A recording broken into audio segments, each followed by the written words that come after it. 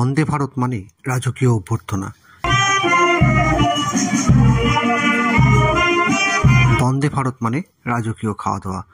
Rice, ডাল, পনিরের তরকারি, ভেন্ডি আলু ভাজা, রুটি, মিক্স ভেজ। বন্দে ভারত মানে মানুষের আবেগ ও ভালোবাসা, যার বহিঃপ্রকাশ স্বতঃস্ফূর্ত।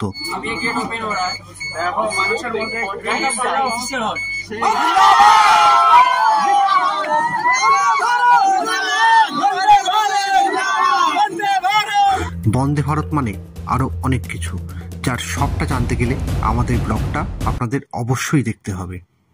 অনেকে বলেন ট্র্যাভেল ব্লগিং নাকি খুব মজার। যারা বলেন তাদের উদ্দেশ্যে এই ভিডিও ক্লিপটা। এসির টিকিট কনফার্ম না হওয়ার কারণে আমাদের জেনারেলে যাত্রা করতে হয়েছিল, তাও আবার সিট না পেয়ে দরজার সামনে দাঁড়িয়ে দাঁড়িয়ে, হাওড়া থেকে ভাগলপুর অবধি। বুঝুন কেমন লাগে। বৃষ্টিস্নাত রাতে সবাই যখন গভীর ঘুমে, তখন রামপুরহাট পেরোনোর পর আমাদের পাশ দিয়ে পাস করল 13148 ডাউন উত্তরবঙ্গ এক্সপ্রেস।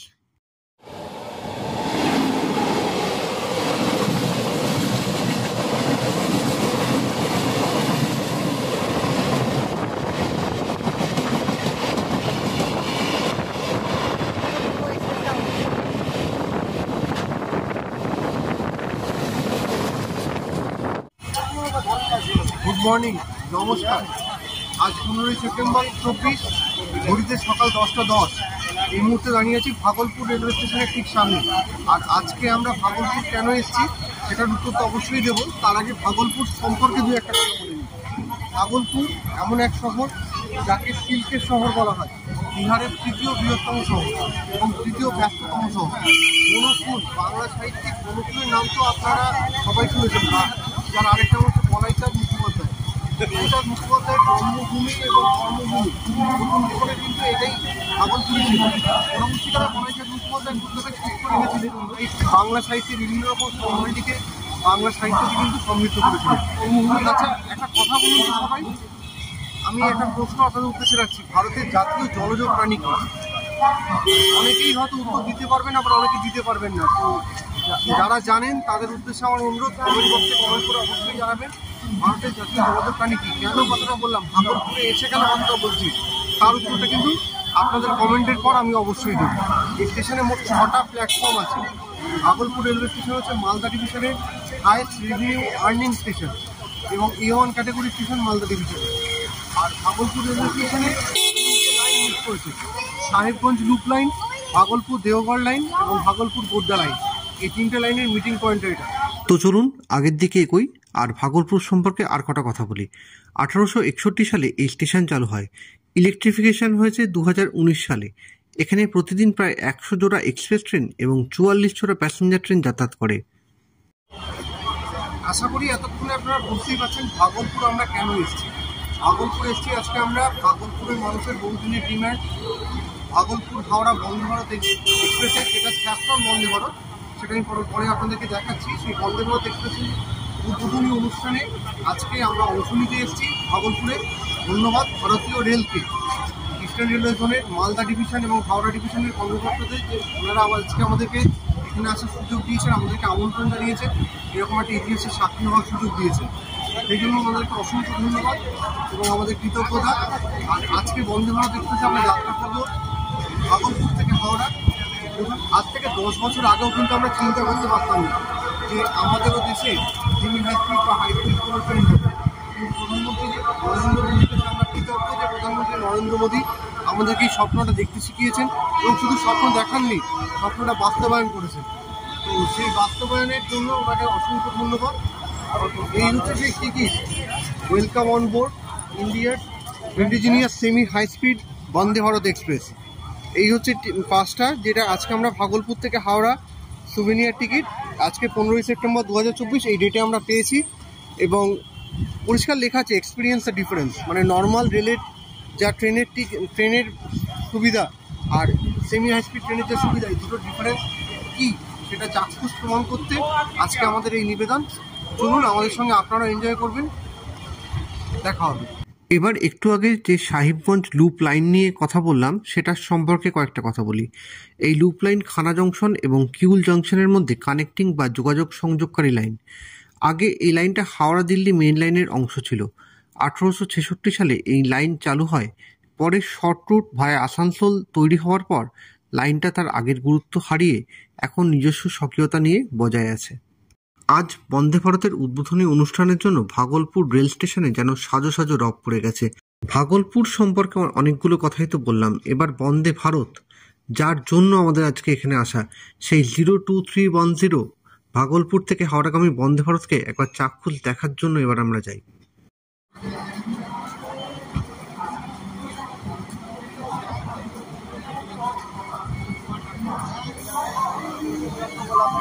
আজকে আমরা 02310 ভাগলপুর থেকে হাওড়াগামী বন্দে ভারত উদ্বোধনী স্পেশাল ট্রেনে যাত্রা করছি। ট্রেনটি বিহার, ঝাড়খণ্ড এবং পশ্চিমবঙ্গ এই 3টে রাজ্যের মধ্যে দিয়ে যাবে, যেখানে বিহারে পড়ছে ভাগলপুর, বারাহাট এবং মন্দারহিল স্টেশন, ঝাড়খণ্ডে পড়ছে হাঁসডিহা, ননিহাট এবং দুমকা স্টেশন, এবং পশ্চিমবঙ্গে পড়ছে রামপুরহাট, বোলপুর এবং হাওড়া স্টেশন। আজকে আমাদের ট্রেন সকাল 11টায় ভাগলপুর থেকে যাত্রা শুরু করে রাত্রির 8টায় হাওড়া পৌঁছাবে। আগামী 17 সেপ্টেম্বর থেকে কমার্শিয়াল রান শুরু হলে 22309 হাওড়া ভাগলপুর বন্দে ভারত এক্সপ্রেস 386 কিলোমিটার পথ অতিক্রম করতে সময় নেবে মোট 6 ঘন্টা 20 মিনিট। গাড়িটি সকাল 7:45 হাওড়া থেকে ছেড়ে ভাগলপুর পৌঁছবে দুপুর 2:05 এবং ফিরতি রুটে ট্রেনটি বিকেল 3:20 ভাগলপুর থেকে যাত্রা শুরু করে হাওড়া পৌঁছবে রাত্রি 9:20। সমগ্র যাত্রাপথে গাড়িটির অ্যাভারেজ স্পিড থাকবে 61 কিলোমিটার প্রতি ঘন্টা। ভাগলপুর হাওড়া বন্দে ভারত এক্সপ্রেস ছাড়াও আজ আরও 5টি বন্দে ভারত এক্সপ্রেসের উদ্বোধন হবে। তার মধ্যে টাটানগর পাটনা বন্দে ভারত এক্সপ্রেসের ফ্ল্যাগ অফ হবে, আর বাকি 5টির উদ্বোধন হবে ভিডিও কনফারেন্সের মাধ্যমে। এটি পশ্চিমবঙ্গের 7ম বন্দে ভারত এক্সপ্রেস। এছাড়াও পশ্চিমবঙ্গ আজ আরও 2টো বন্দে ভারত এক্সপ্রেস পেতে চলেছে, গয়া থেকে হাওড়াগামী এবং রাউরকেলা থেকে হাওড়াগামী বন্দে ভারত। এবার এখানকার উদ্বোধনী অনুষ্ঠানটা আপনাদেরকে একবার দেখাই। वंदे भारत चलाने की कृपा करें भागलपुर टू हावड़ा, और ठीक उसी प्रकार हमारे, क्योंकि मेरा बिहार की राजधानी। ঘড়িতে কাঁটায় কাঁটায় 11টা। ভাগলপুর থেকে যাত্রা শুরু করলো 02310 ভাগলপুর হাওড়া বন্দে ভারত এক্সপ্রেস। এই বন্দে ভারত এক্সপ্রেসের যাত্রা উপলক্ষে ভাগলপুর স্টেশনের 6 নম্বর প্ল্যাটফর্মে পুরো লোকের মেলা যেন বসে গেছে।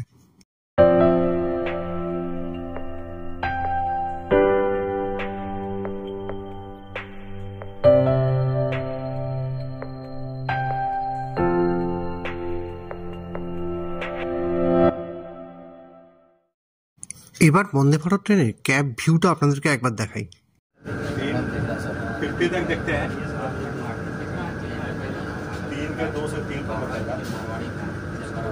ভাগলপুর হাওড়া বন্দে ভারত এক্সপ্রেসে অন্যান্য বন্দে ভারত এক্সপ্রেসের মতো প্রত্যেক কোচের শুরু এবং শেষে ডিসপ্লে বোর্ড আছে, যেখানে যাত্রার তারিখ, সময়, পরবর্তী স্টেশনের দূরত্ব, গাড়ির বর্তমান স্পিড এবং পরবর্তী স্টেশনের নাম দেখাবে। এছাড়া তো ভার্চুয়াল অ্যানাউন্সমেন্ট হবেই। দেখতে দেখতে 37 কিলোমিটারের পথ চলা শেষ করে আমরা প্রবেশ করতে চলেছি বারাহাট জাংশন স্টেশনে। এখানে দুমকা ভাগলপুর লাইন এবং ভাগলপুর দেহগড় লাইনের মিটিং হয়েছে। 1907 সালে বারাহাট স্টেশন চালু হয়েছিল এবং 2012 থেকে 15 সালে এই স্টেশনের পুনর্নির্মাণ হয়। ভারতীয় রেলের গ্রেড ডি ক্যাটাগরি স্টেশন এই বারাহাট জাংশন স্টেশন। ভাগলপুর ছেড়ে আসার পর এবারে প্রথমবার আমাদের ট্রেনের গেট ওপেন হবে।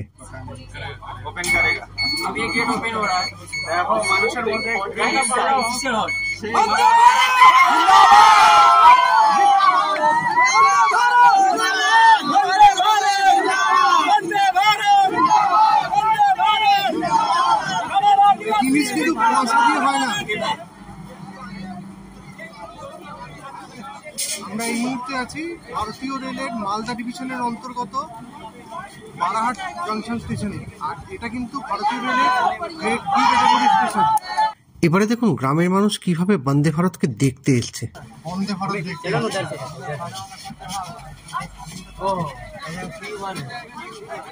প্রত্যেকটা ট্রেন যখন চলে তখন তার একটা শিট মেনটেন হয়।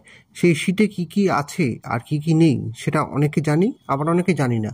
তো অ্যাকচুয়ালি কি কি থাকে, কিভাবে মেনটেন করতে হয়, সেটা কৌশিকের মুখ থেকেই আমরা শুনে নিই। এটা হচ্ছে শিডিউল টাইম, অ্যাকচুয়াল টাইম। আর এদিকে ডিলে আছে, এটা ডিপারচার। ডিলেটা এখানে লিখবে, ঠিক আছে? আর এটা ডিপারচার, এটা আমি ডিপারচারের ডিলেটা ধরবো না। এটা হচ্ছে এখানে যেরকম 6 মিনিট অ্যারাইভালের লেট হবে, ওনাকে নিয়ে এখানে হবে, এখানে 6 বাই সামথিং হবে, যেটা এখান থেকে ছাড়া ডিলেটা পড়বে। যদি রাইট টাইম ছিল একটা দাগ, এই যেটা যেরকম 5 মিনিট লেট ছিল, আর ম্যাক্সিমাম স্পিড কত এটাও এখানে লেখা আছে। ওটা ওই এন্ড্রয়েড কত হিট করেছে। দরজা বন্ধ হওয়ার নোটিফিকেশনও কিন্তু আপনাদেরকে ডিসপ্লে বোর্ডে দেখিয়ে দেবে। নির্ধারিত সময় থেকে 6 মিনিট বিলম্বে বারহাট জাংশন স্টেশন থেকে যাত্রা শুরু করলো 02310 ভাগলপুর হাওড়া বন্দে ভারত উদ্বোধনী স্পেশাল।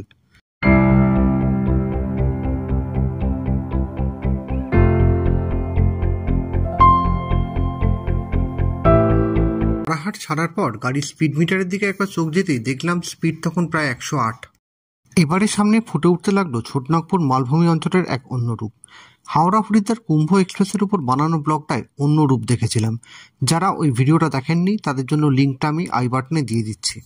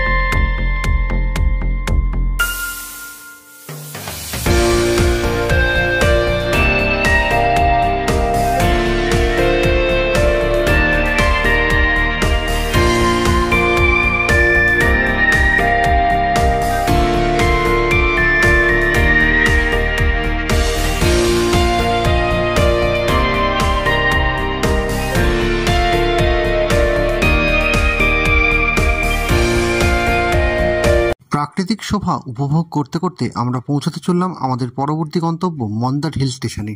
এই স্টেশনটাও কিন্তু মালদা ডিভিশনের অন্তর্গত।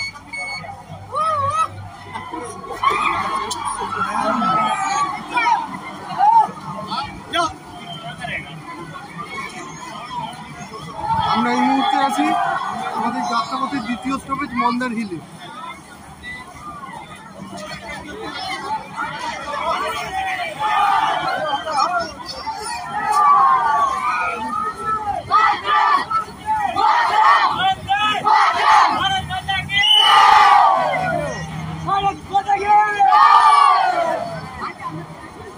এবারে আসি মান্দার পাহাড় কেন বিখ্যাত। কিংবদন্তিতে আছে পাহাড়টি দেবতারা অমৃত মন্থন করার সময় ব্যবহার করেছিলেন। বাসুকী নাগ এই পবিত্র অমৃত মন্থনে দড়ি হিসেবে ব্যবহৃত হয়েছিলেন এবং তার কুণ্ডলীর ছাপ এখানে আছে।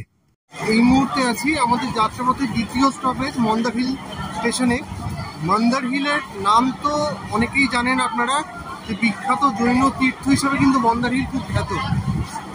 জৈনদের দ্বাদশ জৈন ধর্মাবলম্বীরা বিশ্বাস করেন যে ওনাদের দ্বাদশ যিনি দিগম্বর ছিলেন উনি এখানে নির্বাণ লাভ করেছিলেন।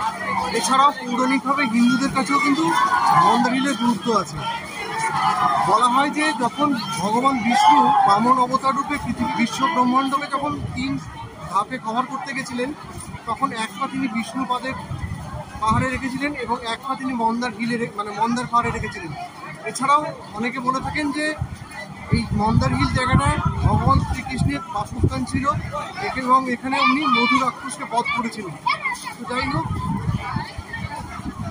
একটা জিনিস কিন্তু আজকে স্বীকার করতে হবে, বন্দে ভারত হয়তো বেশ ভারতে অনেকগুলোই আছে, কিন্তু এখনো মানুষের বন্দে ভারতের নিয়ে যে ভালোবাসা, যে উন্মাদনা, যে ক্রেজ, সেটা কিন্তু কেউই কখনো পয়সা দিয়ে এর অ্যাসেস করা যায় না। এত মানুষ এসছে, আমরা দেখেছি যে পার্টি পলিটিক্সের অনেক জায়গায় অনেক সভায় লোককে পয়সা দিয়ে নিয়ে যায়, কিন্তু এটা কিন্তু স্বতঃস্ফূর্ততা, এটা কিন্তু ভালোবাসা, এই বিষয়ে কোনো সন্দেহ নেই। বন্দে ভারত নিয়ে মানুষের ক্রেজটা নিজের চোখে দেখুন, নিজে ফিল করুন। হয়তো ভিডিওতে পুরোটা ফিল করতে পারবেন না, তাও যতটা হয়।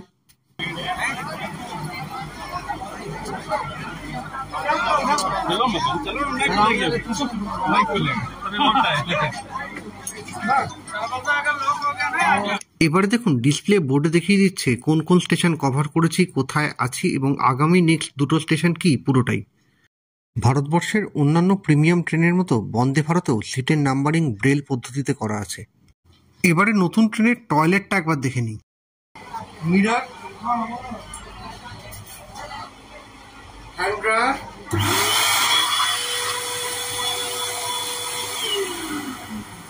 কল, সোপ ডিসপেন্সার, একদম নিট এন্ড ক্লিন, নতুন গাড়ি বলে একদম পুরো নিট এন্ড ক্লিন। জানি না ভবিষ্যতে কতদিন মেনটেন হবে, একদম খুব সুন্দর পরিষ্কার পরিচ্ছন্ন। এবং এরা কিন্তু এখনই গাড়ি কতটা রান করেছে, খুব বেশি তো রান করেনি এখন অব্দি, কিন্তু এখনই কিন্তু গাড়ি কিন্তু পরিষ্কার পরিচ্ছন্ন কাজ কনস্ট্যান্ট করে যাচ্ছে। ভাগলপুর থেকে ছাড়ার খানিকক্ষণ আগেই ট্রেনের প্রত্যেকটা সিটে একটা করে সুভেনির কপি দিয়ে গেছিল। সেখানে ট্রেনের সম্পর্কে বিস্তারিত বিবরণ ছিল, ট্রেনের সিকিউরিটি সিস্টেম কীরকম, কী কী ফেসিলিটি আছে এবং ট্রেনের শিডিউল সবটাই বিস্তারিতভাবে ছিল।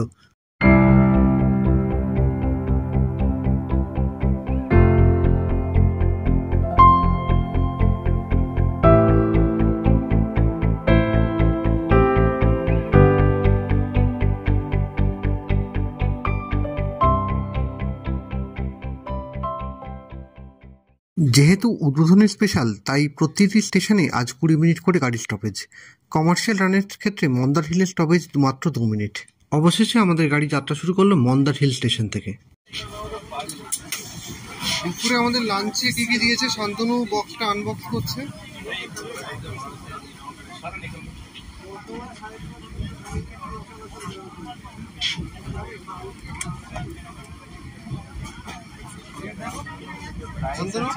পনির আছে, এটা ছোলার ডাল আছে, এটা একটা আলুর তরকারি আছে, ভেজ, ওটাই ভেজ, ওটা মিক্স ভেজ, আর গোলাপ জামুন আছে, 2টো গোলাপ জামুন, আর এটা রুটি না পরোটা কি আছে দেখে নিচ্ছি।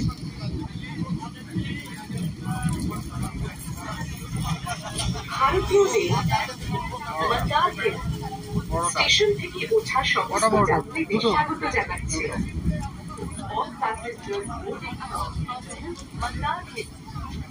দই দিচ্ছে একটা করে।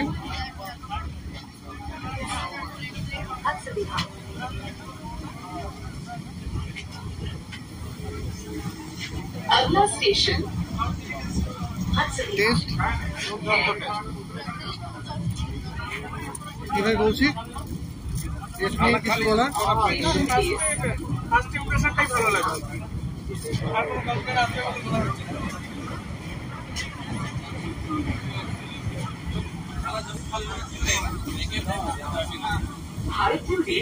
ভেজটা এত সুন্দর করে বানিয়েছে, নন ভেজকেও যে কোনো টাইমে ফেল করিয়ে দেবো। যদি কবিগুরুর ভাষায় বলি, গুরু গুরু মেঘ গুমরি গুমরি গরজে কখনে কখনে, ধেয়ে চলে আসে বাদলের ধারা, নবীন ধান্য দুলে দুলে সারা, কুলায় কাঁপিছে কাতর কপদ, দাদুরি ডাকিছে সঘনে, গুরু গুরু মেঘ গুমরি গুমরি গরজে কখনে কখনে। এই পরিস্থিতি দেখে আমার এছাড়া আর অন্য কোনো রকম এক্সপ্রেশনই মাথায় আসেনি।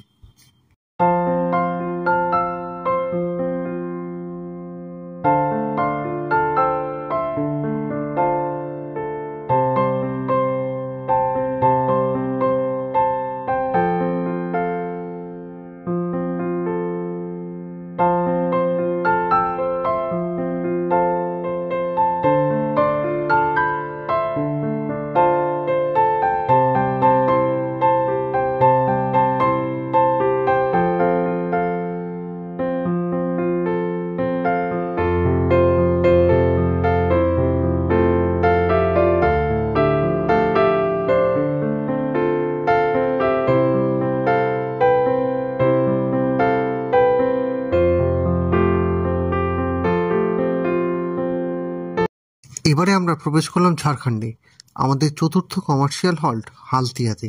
এখানে মোট 3টে প্ল্যাটফর্ম আছে। 2012 সালে এই স্টেশনটা চালু হয়েছে। এটিও কিন্তু ভারতীয় রেলের grade D category station.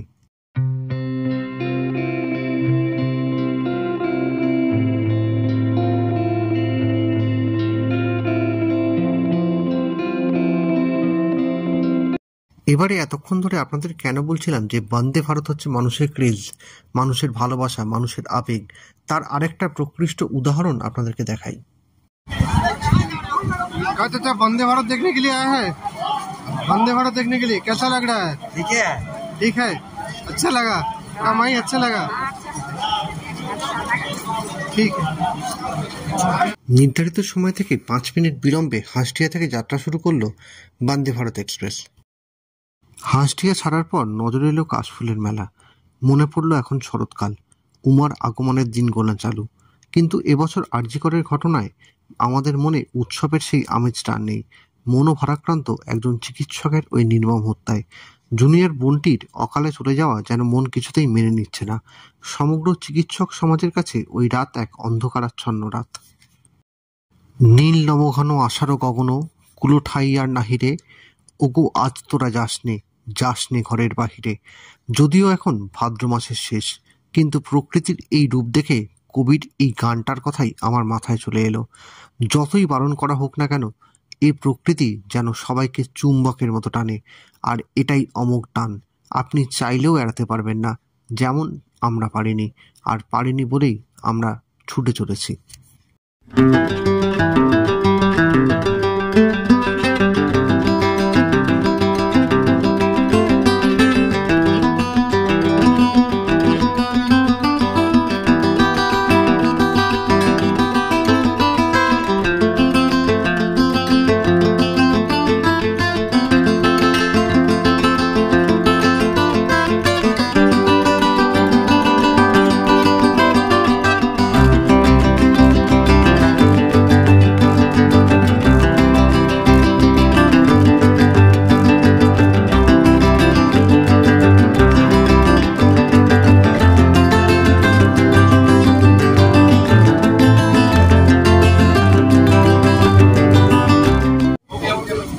New Jalpaiguri Howrah বন্ধ করো, হাওড়া নিউ জলপাইগুড়ি হাওড়া পাটনা তৈরি, খাবারের কোয়ালিটি নিয়ে অনেক রকম কথা উঠেছে, কিন্তু ভাগলপুর হাওড়া বন্ধ করো এখানে কিন্তু 100 পাস করবে। ফুড কোয়ালিটি নিয়ে আমার মনে হয় না কোনো কমপ্লেন করার কোনো সুযোগ পাবে না। প্রত্যেকটা খাবারের টেস্ট কিন্তু দেখতে দেখতে আমরা প্রবেশ করলাম আমাদের পঞ্চম স্টপেজ ননিহাট স্টেশনে। এখানেও 3টে প্ল্যাটফর্ম আছে। 1907 সালে এই প্ল্যাটফর্ম চালু হয়েছিল এবং 2012 থেকে 2015 সালে এই প্ল্যাটফর্মের পুনর্নির্মাণ হয়। এটিও ভারতীয় রেলের মালদা ডিভিশনের আন্ডারে। ননিহাট স্টেশনে বাইরে বেরিয়ে এক ঝলক দেখতেই আমার একটা গানের কথা মনে পড়ে গেল। এই মেঘলা দিনে একলা ঘরে থাকে না তো মন, কবে পাবো কাছে পাবো শুধু তোমার নিমন্ত্রণ। ননিহাট থেকেই শুরু হয়েছিল বৃষ্টি। যত এগোতে লাগলাম বৃষ্টির দাপট তত বাড়তে লাগলো। প্রকৃতি হয়ে উঠতে লাগলো মোহময়ী, আর এই প্রকৃতির মায়াবী রূপই আমার মনে প্রেমের সঞ্চার করলো। আমি মনে মনে গেয়ে উঠলাম, হৃদয়ে আমার নাচে রে আজিকে ময়ূরেরও মতো নাচে রে, শত বরণের ভাব উচ্ছ্বাস কলাপের মতো করেছে বিকাশ, আকুল পরাণ আকাশে চাহিয়া উল্লাসে কারি যাচে রে।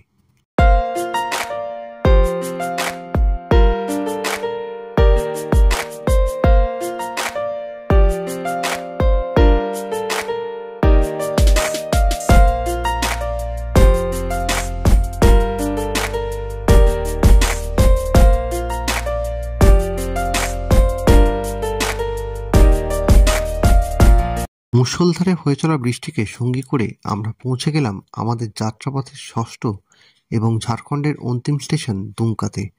বাইরে আকাশ যেন ভেঙে পড়েছে, কিন্তু তাতেও মানুষের উপস্থিতির কোনো খামতি নেই। আমার তো মনে হয় যেখানে ভালোবাসা স্বার্থহীন সেখানে কোনো বাধাই তো বাধা নয়, তাই নয় কি? এবারে আপনাদেরকে দুমকা সম্পর্কে কয়েকটা কথা বলি। এই স্টেশনের স্টেশন কোড হচ্ছে DUMK। এটি কিন্তু আসানসোল ডিভিশনের অন্তর্গত। দুমকাকে মনোমুগ্ধকর এবং সংস্কৃতিতে ভরপুর সাঁওতাল পরগনার প্রবেশদ্বার বলা হয়। এখানে মোট 3টে প্ল্যাটফর্ম আছে।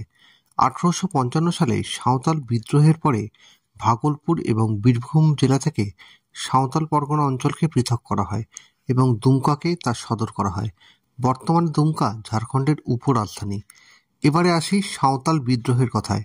লর্ড কর্নওয়ালিসের চিরস্থায়ী বন্দোবস্তের ফলে সাঁওতালদের প্রাচীন স্থানান্তর চাষ ক্ষতিগ্রস্ত হচ্ছিল।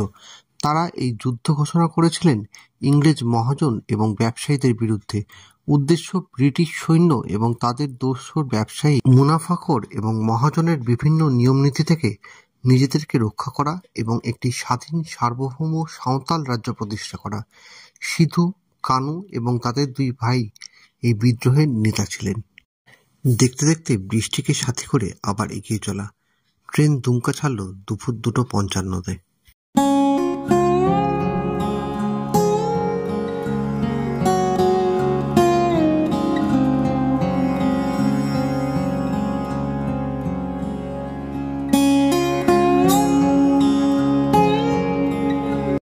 এবারে গাড়িতে দেওয়া টাচ সিস্টেমে অন হওয়া রিডিং লাইটটা আপনাদেরকে একবার দেখাই। দুমকা ছাড়ার পরেই আমাদের ট্রেনের ভিতরে যাত্রী সংখ্যা উল্লেখজনকভাবে কমতে লাগলো। ট্রেনের ডিসপ্লে বোর্ডটা যেন মনে করে দিতে লাগলো আমরা এবার অন্তিম গন্তব্যের দিকে আস্তে আস্তে এগোচ্ছি। দুমকা ছেড়ে এগোনোর পর প্রকৃতি যেন এক অন্য শোভায় সজ্জিত হয়ে আমাদের চোখে ধরা দিল। মন্ত্রমুগ্ধ হয়ে গেলাম প্রকৃতিরূপী নারীর এই রূপ দেখে। পরতে পরতে উপলব্ধি করলাম সমীরের বলা কথাটা, স্যার সময় পেলে কখনো দুমকা ঘুরে যাবেন, আপনার ভালো লাগতে বাধ্য।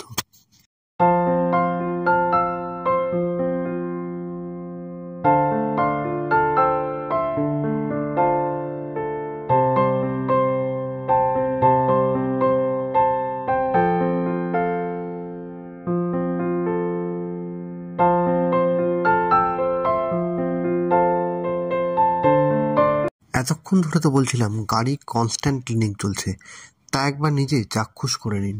ঘড়িতে এখন 3:36, আমরা রামপুরহাটের দিকে এগোচ্ছি। আর এই মুহূর্তে আমাদেরকে দেওয়া হয়েছে হচ্ছে আমাদের ইভিনিং স্ন্যাক। এর লেখা আছে welcome on board to Vande Bharat express IRCTC hospitality services.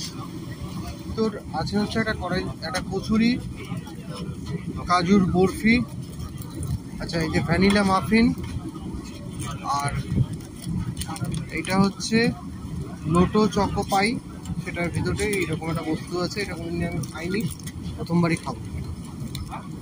Park R ট্রপিকানা R tomato ketchup. খাওয়া দাওয়া করে নিয়ে বলছি কী খেলাম, কেমন খেলাম, সবটাই আপনাদের সঙ্গে শেয়ার করবো। দুপুরের লাঞ্চে কিন্তু আউট অফ 100ই পেয়েছি। দেখি টিফিনে কত দেওয়া যায়। এবারে আমরা প্রবেশ করলাম পশ্চিমবঙ্গে। আমাদের যাত্রাপথে 7ম অফিসিয়াল হল্ট রামপুরহাটে। Station code RPH। বীরভূম জেলার সর্ববৃহৎ এবং ব্যস্ততম স্টেশন এই রামপুরহাট। স্টেশনটি হাওড়া ডিভিশনের আন্ডারে। 100রও বেশি এক্সপ্রেস ট্রেন এবং প্যাসেঞ্জার ট্রেন এই স্টেশন দিয়ে যাতায়াত করে। এছাড়াও এখান থেকে 22টি ট্রেন যাত্রা শুরু এবং সমাপ্ত করে। ভারতীয় রেলের NSG 3 ক্যাটাগরির স্টেশন এই রামপুরহাট। 1858 সালে এই স্টেশন চালু হয় এবং 2016 সালে বিদ্যুতীকরণ হয়। এখানে হাওড়া NGP লাইন এবং সাহেবগঞ্জ লুপ লাইন আলাদা হয়েছে। রামপুরহাটের কথাটা উঠলেই মনটা কেমন যেন তারাপীঠ করে না? এখান থেকে মাত্র 8 কিলোমিটার দূরে অবস্থিত মা তারার বাড়ি অন্যতম শক্তিপীঠ তারাপীঠ। এখানে চিন্ময়ী তারাকে প্রতিষ্ঠা করেছিলেন বশিষ্ঠ মুনি এবং এটিই হলো সাধক বামাখ্যাপা এবং অন্যান্য অনেক সাধকের সাধনভূমি।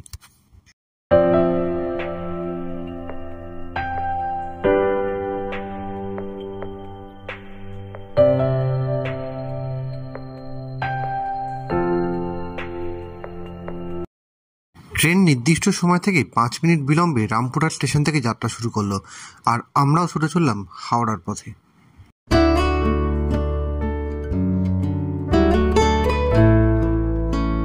একটা কথা আছে না, ভারতবর্ষ বৈচিত্র্যের মধ্যে এক। বৃষ্টিস্নাত সোনাগপুর মালভূমির রূপ এবং রামপুরহাট পেরোনোর পর পশ্চিমবঙ্গের রূপ অনেকটাই আলাদা। তা জানলার ধারে বসে দেখতে দেখতে অনুভব করছিলাম।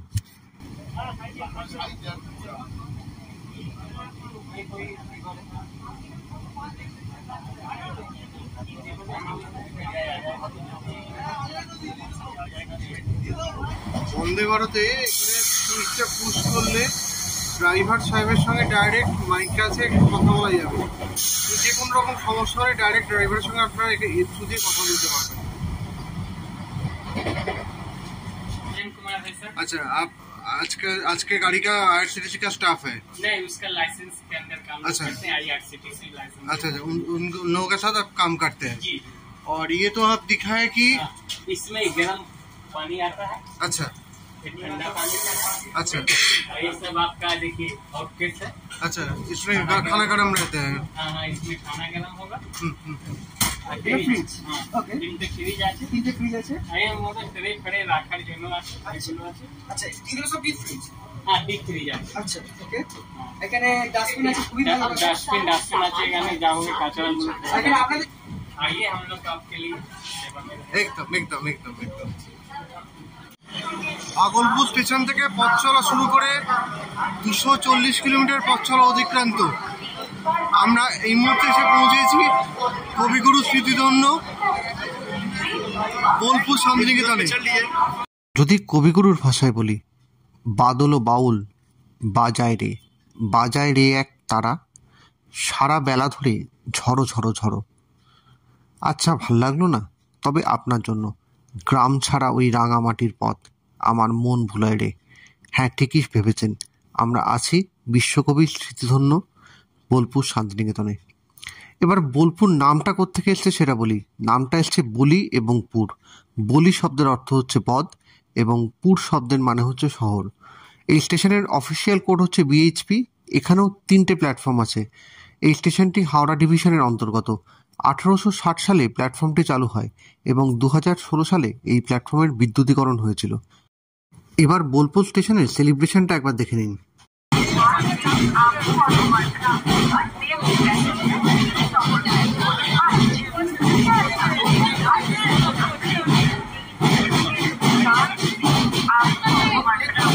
ঘড়িতে তখন বিকেল 5:27। নির্ধারিত সময় থেকে 7 মিনিট বিলম্বে বোলপুর স্টেশন থেকে যাত্রা শুরু করলো 02310 ভাগলপুর হাওড়া বন্দে ভারত এক্সপ্রেস উদ্বোধনী স্পেশাল। বারবার বলতে ইচ্ছে করছে, না বলে পারছি না। ইদানিংকালে ভারতীয় রেলের সার্ভিস কোয়ালিটি যেরকম পর্যায়ে নেমে গেছে, সেইখানে তুলনায় কিন্তু আজকে সার্ভিসের কোনো তুলনা হবে না। সব দিক থেকে কিন্তু আজকে পারফেক্ট। সন্ধ্যা নেমে আসছে।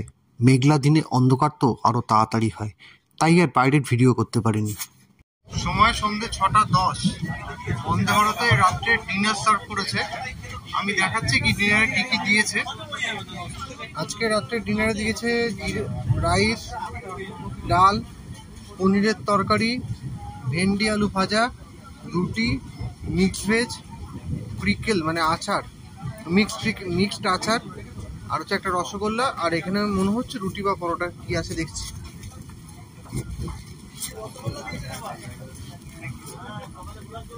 পরোটা দিয়েছে। রাতের খাবার এমনি দিয়েছে হচ্ছে দই, মাদার ডেয়ারি মিষ্টি দই। তো মাদার ডেয়ারি দইয়ের স্বাদটা লক্ষ্য করে কিছু বলার দরকার নেই, সবাই জানে যে মাদার ডেয়ারি দই কেমন। ভালোই খেলাম, খারাপ না। আজকে সারাদিনই যা খেয়েছি, প্রত্যেকটা খাবারের টেস্ট খুব ভালো, কোয়ালিটি একদম ঠিকঠাক, কোয়ান্টিটিও ঠিকঠাক। ভবিষ্যতে কতটা কি মেনটেন করতে পারে এটা দেখার বিষয়। কেমন খেলে সারাদিনে?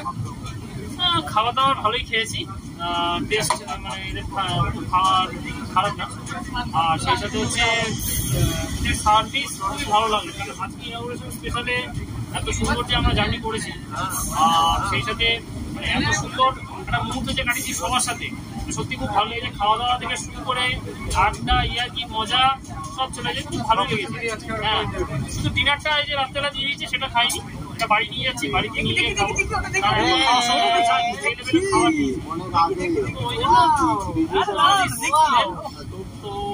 ভাগলপুর স্টেশন থেকে পথ চলা শুরু করে 386 কিলোমিটারের দীর্ঘপথ অতিক্রান্ত করে আমরা অবশেষে এসে পৌঁছলাম হাওড়া জংশন স্টেশনে। ঘড়িতে এই মুহূর্তে হচ্ছে 7:22। গাড়ি এখানে 48 মিনিট পূর্বে আছে। হাওড়া স্টেশনে আমাদের কিভাবে অভ্যর্থনা করা হয়েছিল সেটা একবার আপনারা নিজের চোখেই দেখে নিন।